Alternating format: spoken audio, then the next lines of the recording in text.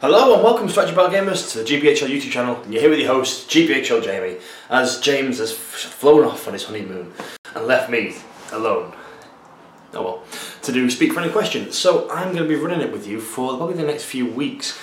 So if you are new to the channel, you've probably not seen me on too many Speak Friendly Questions, as I don't get the time to do them as much as I used to. I do them a little bit differently. I answer my questions very quickly and give you sort of a very to-the-point answer. I hope you still enjoy the style and you still stay interacting with the show.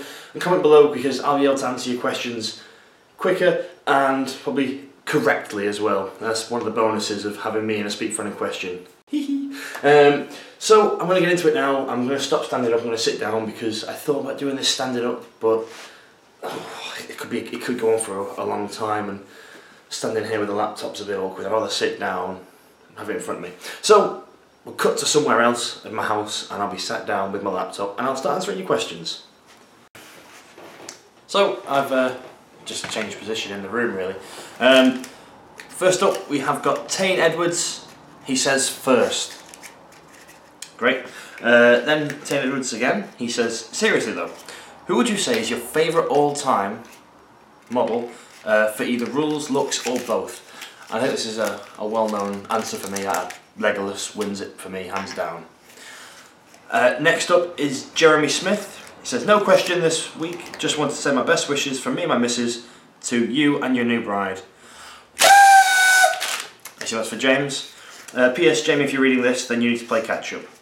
First age subscriber signing off. Sackbot10 says, hi guys, my question this week is who will be better to lead a Mirkwood Elf army, the Hobbit Thranduil or the Lord of the Rings Thranduil? Thanks guys. Well, that one really depends on what you're looking for in your sort of your hero. Hobbit Thranduil, I assume we're going to go with the Fight 7 3 attack one.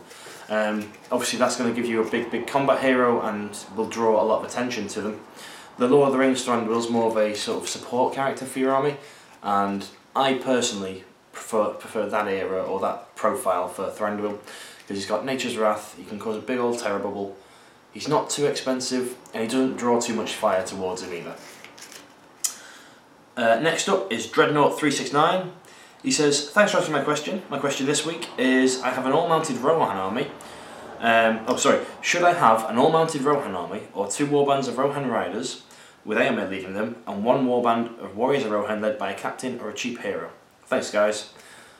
For this one I would personally say take the troops, and I'm an infantry general I guess as it might be. I don't really tend to have cavalry or monsters in my forces.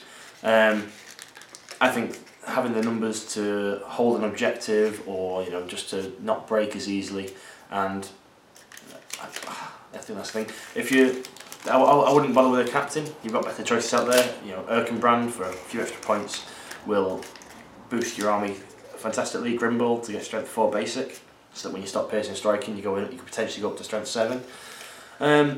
Yeah, I would say have the infantry in there. I'm pretty sure James would say the opposite. So, next question is from Ross Diggle. He says, the wrong question was asked in regards to who was the best player you fought against. So this is James, something he's answered last week. The real question is who is the most fun to play against, and the obvious answer was Ross Diggle, apparently. One good riddance. Congratulations mate, and I hope you have an amazing honeymoon.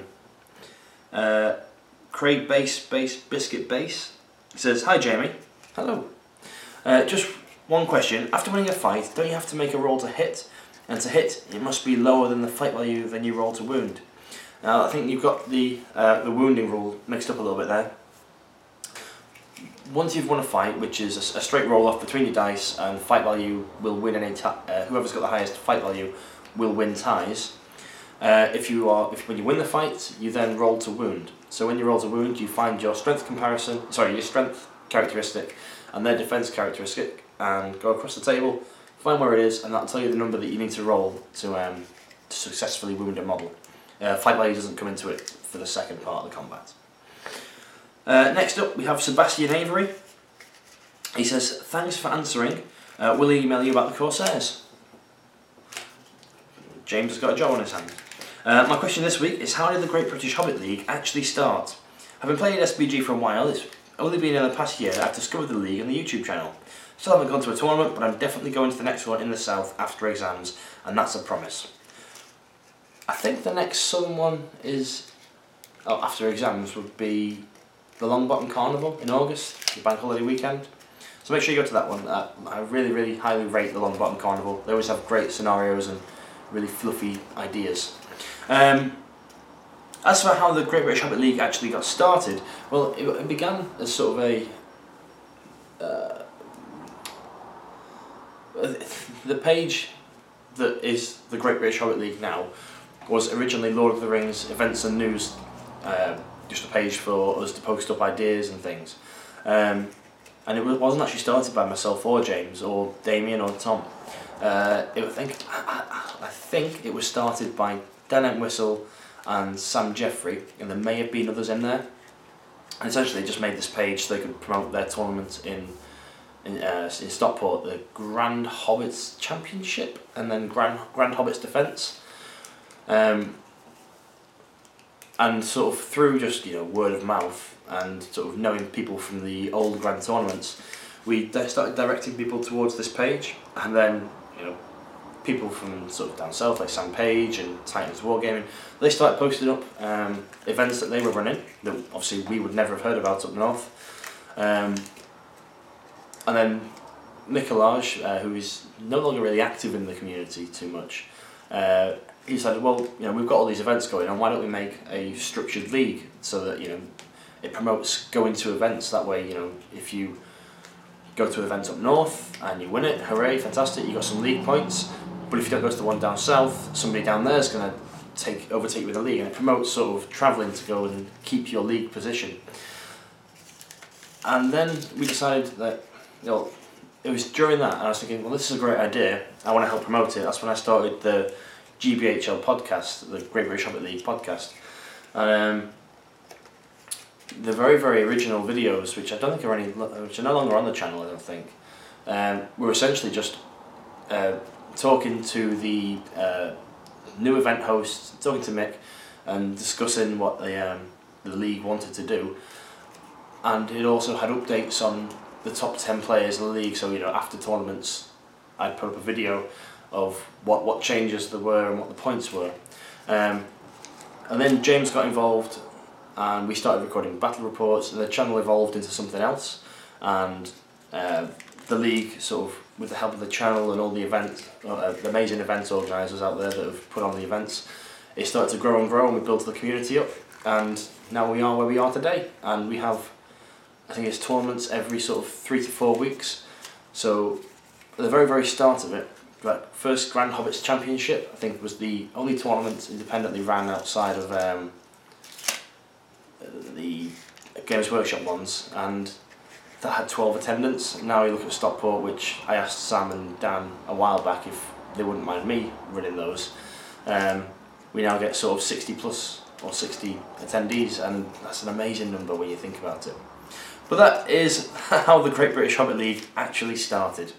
It was just a Facebook page with an idea from Mick to make league play a thing, and it all grew up from there. Next up we have Wild War Gaming. He says, hi GBHL, I have a 500 points list that is about 400 points of Durin's Folk, Gimli, Old Barlin, Kazzas, etc.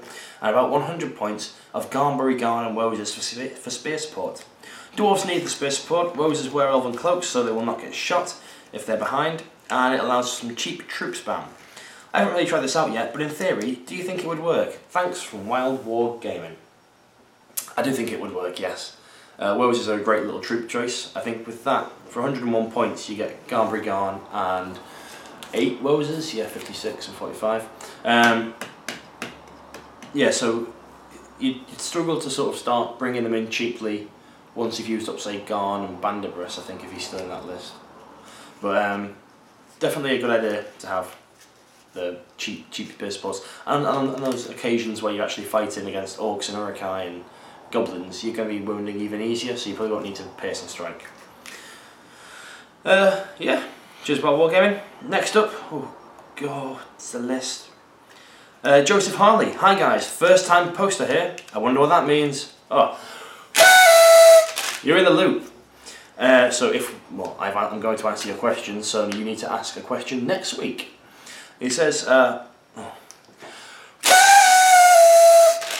the wedding goes well, James, and hope you have a fantastic honeymoon. You need a break from being a YouTube star occasionally. Don't inflate his ego, please. YouTube star. My question for either James or Jamie is this. I'm hoping to get along to Ed and Owen's tournament in July, the 800 point one with the free banner. That's the Battle of Unnumbered Tiers, or the huge name that they've given it. The Battle of Unnumbered Tiers, 25th and 26th of July, held at Sanctuary Gaming. 800 points, I think. Did you need a good and evil army? No, I don't think you did. I think it's just one army. We'll double check. I was thinking of taking along one of these lists, and your expert opinions would be most welcome. So, list number one is... it's a big list. It's a Minas Tirith list.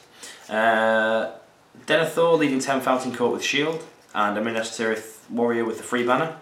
A captain with shield leading 6 Minas Tirith warriors with shield and spear, 3 Ithilien rangers, 3 Citadel guard with spear. Madril leading a Minas Tirith warrior with spear and shield, 4 Minas Tirith warriors with shield and spear. So it's essentially 5. 6 Citadel guard with longbows. Faramir with armoured horse, heavy armour, lance and shield, leading 6 Minas Tirith warriors with shield, 6 rangers with spear. Damrod leading 7 Minas Tirith warriors with shield, 2 Ithilien rangers with spear, and 3 Citadel guard with spear. That's a big list. I had to flick through the scenarios before I started this Speak for Any Question. Sorry, the wedding was yesterday and my head's feeling a little fuzzy. I had to read through the scenarios, and the only thing I can think of is the first scenario. You've got to split your force, and the most expensive model in the force, warband rules don't apply first, you can literally split it 1 and 50 if you wanted. And the most expensive model in that half has to get off the board, and you start encircled by the entirety of the opposing player's army. So looking at that list, obviously Faramir is going to be your most expensive, and then if you Faramir, so if they don't pick the Faramir half, then you're looking at sort of Madril in the other half. He's 55 points, yeah. Or if you put him with Faramir and they don't choose that half, then you'd be looking at sort of Denethor, or not even Denethor, the warrior with the banner is the most expensive next. So yeah, maybe you might struggle a little bit in that one, but let's see how it goes. You also written another list here, or the White Council in Rivendell, which immediately appeals to me so much more. Saruman the White with horse, Eristor leading a high elf warrior with the free banner, 3 high elves with a blade, 4 with spear and shield, 4 with bow and spear. The twins on horse with heavy armour leading 3 high elves with elven blade, 4 with spear, 4 with elf bow and spear. And a captain leading 3 high elf warriors with spear and shield, and 2 elf bows and shield. Immediately, the high elf list appeals to me a lot more. I think you've got much stronger heroes in that one. I think that would do better personally. Thanks for your comment, Joseph Harley, and I shall see you next week. Next up, we've got James Wilson. He says, hey guys, quick question this week. What do you think I should do for a 600 point Mahud list? I just managed to go my Mahud King on eBay and keen to build an army, thanks. What I would do is make a camel army, and I think it's got pictures on the group, but definitely you call them out on the group for J Claire's camel army. The Mahud riders are well cool. All the best for the wedding, and hope you have a great time, James. Next up, we got the Norwegian Viking, Andreas. He says, no question this week, but have a great time with your wedding. Enjoy your well-deserved honeymoon. The whole gang here in Norway wishes you the best. Next up, we have Yamsider. He says, this week, I actually had the same question as Wild Warg Gaming about Joran's Folk and Moses, but instead, I will ask you, what do you think are more themey spear support for Joran's Folk, excluding Erebor Dwarves?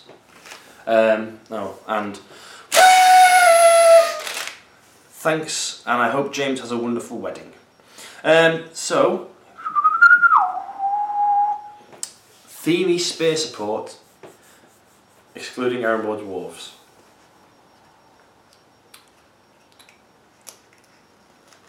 Wood elves you can get away with. 4th age, Gimli, Legolas. Wood elves for spear. It's definitely not cheesy. That also being said, Mirkwood elves. I think elves are the way to go in a weird sort of way. You could also go Men of Dale. Would do it. It wouldn't necessarily be Durin's folk, but you could swing that one. Or Lake Town Militia. That sort of sort of outlying settlement of humans who fight together with the dwarves. You could maybe swing it like that way. Thanks, Yam Cider. Hopefully that sort of answered your question. You can sort of blag it a little bit. Next up is Lucas Whitcroft White, who says, "Hi, haven't said a question in here for a while, so here it is. To start with, I have a lot of elves, especially Lothlorien elves. The guys I have to lead them are Rumil and Haldir. So my question this week is, do you think it will be a good investment to buy the Gladron commanders, or should I buy the individual heroes like Celeborn, or should I get the fine cast commanders? Thanks, Lucas."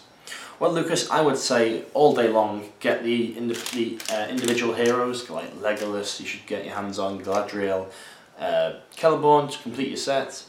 You got Rumil Haldir already. Get some Stormcallers if you can find them separate. They do only come in the fine cast commanders though. And you'll see when we do the Free People's Sourcebook review why you should probably steer towards the named heroes.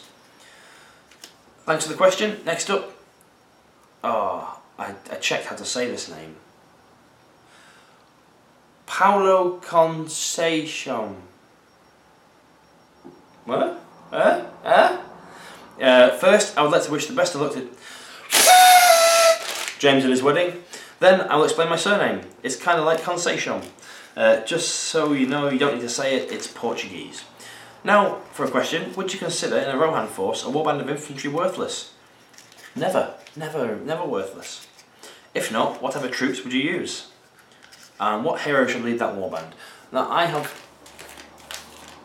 ideas about the infantry. I think Eowyn, if you're going to have infantry, if you're going to have a mixed force, Eowyn leading them keeps them cheap, and they have 2 might there to do what they need to do. And she's not fantastic in combat on horse anyway, so there's no point mounting her.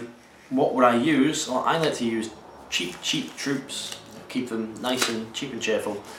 Throwing spears, so you've got the 8-inch threat range, or 14-inch threat range, I should say, when you start moving. I know what James has done in the past is he takes a warband of Rohan Royal Guard on foot for the Fight 4 and Defence 6, and puts a banner on foot in there as well, so that essentially they can be your anvil, that they can walk up to a line, start shielding, so 3 dice to win the fight with the banner reroll, and then your cavalry will come in and smash up what's there. So a proper hammer and anvil tactic. That's what James does, and I told you what I did. So, this one is from One Good Riddance. It says, and my question this week, after many months, is, what do you suggest is the best way to use the King's Champion? I think, if you keep one banner on shield bearer or whatever they're called with him, so he stays at defence 8, send the other banner off to help out your line, and just throw him into troops and he will rip them up. I've played against the King's Champion quite a few times with my elves, and I just ignore him. It's too tough. Don't do it. Most undercosted hero in the game, according to SBG magazine, which issue 2 is now available to download for free, or you can make a £10 donation to some email address that I'm sure there's on there, and you can get a physical copy. SBGmagazine@gmail.com, maybe. Next up we have William Farquharson. Congratulations to James. I recently introduced 2 friends of mine who have never played anything like SBG to the hobby. I was unsure about it, as I didn't feel it was necessarily their kind of thing, but I thought I'd give it a try and think they might find it okay and hopefully have a bit of fun. I am really glad I did. They absolutely loved the game and the minis, and we're all going to meet up for some more games this weekend again. I was really blown away with their positive attitude. So if anyone out there is thinking of having an introductory game with some friends, do it! Even people who aren't into Lord of the Rings hugely and haven't ever played a tabletop war game might just end up loving the game. So go out there with everyone and make yourself some new gaming buddies. Smiley face. Sorry, I know it's not a question, but I thought I'd encourage people to get more people into the hobby would be a good thing. Thanks, William Farquharson, and fantastic work recruiting your friends to the cause. Make sure they subscribe and comment, like and share. Next up we have Acthon 39. Wish you the best of luck, James. We may miss you with you gone for so long. Hopefully things won't slow down too much with you gone. I'm sure it won't, with Guild War kicking off and the book reviews to look forward to. We'll see how it goes. So, Jamie, who I presume was a special guest, but if not, oh well, there was every intention yesterday during the sort of 5-hour waiting period between the ceremony and the evening that Jay Finnegan and I would record Speak Final Question and we'd have 2 people here. However, we went to the pub and it never happened. My head now hurts a lot. So James mentioned last week that resin was cheaper for Games Workshop to make sculpts for. If so, why they charge so much for them? Well, I think the reasoning that I believe, and I think makes sense, is that they used metal, or they used sort of the lead metal, or lead-based metal, and they switched over to the white metal, and they've been doing metal for donkey's years, been going like that for ages. So the huge, imagine, it's tough because I'm hungover, but they've been doing the metal for so long, and then they've got to suddenly change every procedure they've ever had. Well, not every procedure, but the majority of all their manufacturing now has to change because they don't do metal models. So that's a whole new team, essentially, to train up. It might be the same team, but you've got to retrain them to now work with resin and learn the resin process.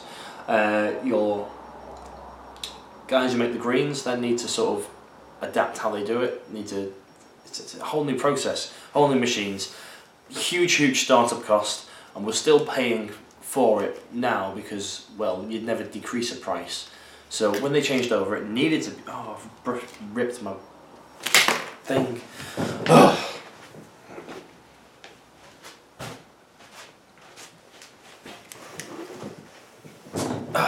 So they need to put that's a good one. So they need to put a higher price up so they could sort of recoup the costs of changing from metal to resin. With like any business except supermarkets, once you've set a price, okay, £15. Let's say a model costs £15 at resin. What it used to cost is sort of £12 at metal. People are paying that £15 for it. Why would you ever decrease it? Businesses tend to only ever increase their price unless there's some sort of sale or offer on, or they want to bring people in, like an introductory price. But then they've passed introductory prices. So yeah, that's my reasons why I think the huge startup cost, and you'd never decrease a cost once you've put it out there and people are buying it. Thanks, Acthon. 2. Are banners consecutive to one another? E.g., if you have 2 banners within range, do you get 2 rerolls? No. 3. I have a Dwarven army planned for DOS 2015 in October. I won't give you an army list 2 weeks in a row, I'm not that terrible, thank you very much. But I do have Thorin with Orcrist and Oakenshield and Durin to make up over 250 points. I don't even know what's going on for the October tournament, so maybe he's nicking the what are they called? Oh my god, Mid-Sussex Wargamers idea of having 2 heroes that have to equal or exceed 250 points. Who should I have as my leader? Thorin has 1 less defense but 2 more feint, plus he can shield and attack, but then again Durin has basic fury save. Take Thorin as your general. Thorin's a far better leader than Durin. Durin's cool with his high defense 9, but if a monster reaches him he's just as easy to rip apart as Thorin. And sort of having Thorin as a general allows Durin to run off into big things and piercing strike with Durin's axe.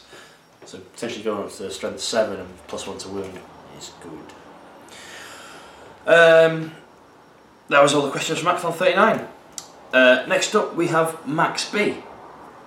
He says, thanks for all the really great content. I stopped a while back with the hobby, but your videos have got me right back into it, so thanks for that. As I haven't played since pre-Hobbit, I only know the old Lord of the Rings rules and have that book. Watching your battles, I've picked up a few obvious changes, but basically do you think they're for the better? Also, has enough been changed to be worth getting the Hobbit rulebook? Given that I assume most of the game is unchanged since the Lord of the Rings. Unfortunately, it's not a cheap buy. Lastly, are all the old profiles still valid with the new rules? So, do you think the changes were for the better? Yes, yes, yes, yes, yes, definitely yes. Yes, yes. Also, has there been enough change to make it worth getting the Hobbit rulebook? Yes, yes, yes, yes, yes, yes. Given that I assume most of the game is unchanged since Lord of the Rings. No. Lots of changes. Unfortunately, it's not a cheap buy. Yes, unfortunately. However, eBay might be your friend on that one, see if you can pick up the Goblin Town rulebook, the small one. That'll keep the cost down a little bit. Although I think the big rulebook's well cool, so I'm promoting both. Lastly, are all the old profiles still valid with the new rules? Yes, they are. For those, you need the source books, which a couple have gone out of production, I think, or they're out of print at the moment. If you ask on the group, I'm sure some people can sort you out. On the Facebook group. Next up, we've got Ryan Hobbit Hinch. He says, hi guys, at tournaments in general, do evil or good forces finish higher, and what force continuously reaches the top table? I'll start with that one because there's more questions. It's a pretty even mix, to be fair. I think evil more regularly wins tournaments, although I think good forces do it as well. Last year was an evil whitewash, pretty much. Evil won most of the tournaments last year. And what force continuously reaches the top table? Fellbeasts, Ed's Fellbeasts will get up there. It's been a while since I cracked out the Wood Elves, but the Wood Elves tend to get up there. Damien's Ferals do it very well. Recently we've seen a Dwarf Army, last year we saw a Dwarf Army get up to top tables, which is pretty impressive. Goblins backed up by, both flavours of Goblin, backed up by sort of supporting characters like Shades and Shadowlords and the Undying tend to do very well as well. And Double Dragon does not appear at the top tables, sadly. Also, Ryan is building a Mordor list and was wondering which Wraith is the best as a caster. That's the Undying. I was thinking the Undying. He's correct. Also, what are the best frontline troops for Mordor? Is it worth having Morannons as supports or normal Orc warriors as normal Orcs boost numbers? And should I equip supports with shields? For effectiveness and points value, I think the best is Morannon. However, your best frontline troop that you're probably going to get from Mordor are the Blackguard and Barad-dûr. They do get quite pricey though. I think Morannons, you get the defense 6 and strength 4. You're probably lower fight value anyway, so you might as well just take that on the nose and have Morannons as your front line. Interestingly, having Orcs as supports used to be the done thing because you should just give +1 attack in front. However, now I think there's more of a want to have Morannons as your back rank as well. I think they come sculpted on with shield, but if you weren't, I think it's worth paying the points, keep them defense 6. But if you were looking to shave off some points, Morannons remain defense 5, so they don't need a shield as much as an Orc would do. The Orc with shield goes from defense 4 to defense 5. The Morannon goes from defense 5 to defense 6. The only time reason you'd want shields on your back rank, or one when you get through you can start shielding, but more importantly than anything is strength 2 shooting. Needs 5s on defense 4 and 6s on defense 5, which is probably why the Morannons win it in my book, because they keep their strength 4 and defense 5 basic. Sorry for the multitude of questions, but they're all related. Thanks again, guys, and happy strategy battle gaming. And finally, 28 minutes. Currently, it's probably longer with the intro stuff. So about half an hour. This is all right for me. We've got Mr. Aina. Definitely definitely didn't say anything rude just then. Hi GBHL hosts, first time poster here. You're in the loop now, you have to comment again next week, so I'm about to answer your question. As a person who only recently took an interest in Hobbit SBG, I did some research and watched a lot of the videos on the channel, and now I'm interested in starting to play the game and starting a collection of my own. However, it feels like Games Workshop isn't really supporting the Hobbit anymore, so for someone new who doesn't own anything yet, it's a bit of a big step to get yourself started. It is also a bit worrying hearing that Games Workshop might stop selling the minis, so that would mean that for someone new, you'll be completely dependent on the second-hand market, which doesn't feel very comforting when you don't have a lot of the models yet. The question is, do you guys have any good tips for someone starting so late? Sorry for my English, it's not my native language, well you did fine, it's good. And already thank you for reading and hope you guys keep producing great content. So, starting the hobby late. It's interesting.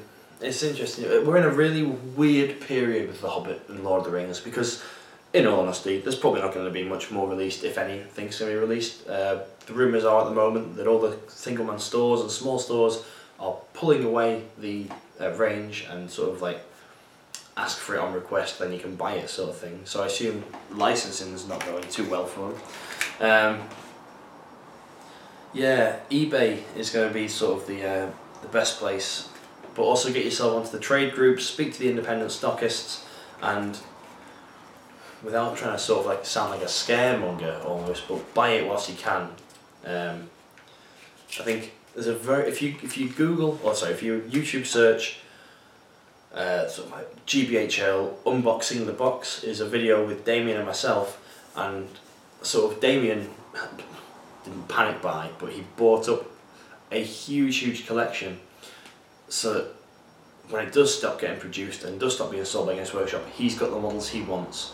And it's tough because you need that, it's a huge startup cost if you want to do that, but I think if you are genuinely invested in the hobby or vested, you want to be a part of it, that's what you need to do. Or you need to buy up your entire army that you want soon.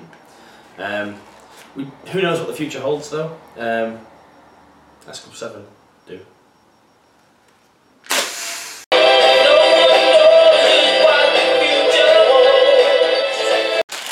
Oh. Yeah, who knows what the future holds? We don't know if Games Workshop will drop the license. Someone might pick it up. What we might see is sort of what Blood Bowl has, where we start seeing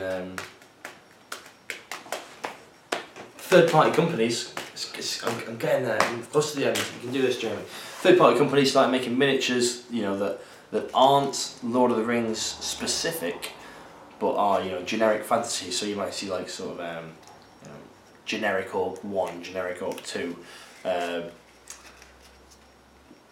White City Guard instead of Citadel Guard, that kind of sort of get around for legal reasons. We might see companies start doing that. I do know that Night Models have a Games Workshop license. They produce 32mm minis for Lord of the Rings, so they don't seem to do too many of them. I think they got 3 or 4 out there. And yeah, just eBay, trade groups, speak to your independent stockists such as Slayer Gaming and Awkward Battles. Speak to JT Noble for that one. And hopefully those guys offer great discounts and will be able to sort you out. You can try Element Games, but their range is very low and they don't tend to buy in for you, whereas JT Noble and Slayer Gaming are more than happy to do that and will get you a fantastic discount. So, that is the end of Speak Friend and Question. I hope you have enjoyed it, guys, and I apologise for running out of steam towards the end there. I need to get myself a glass of water or a cup of tea and some paracetamol. Be sure to comment, like, share and subscribe, support your Hobbit hobby, like us on Facebook and follow us on Twitter, everybody. And as ever, happy strategy battle gaming.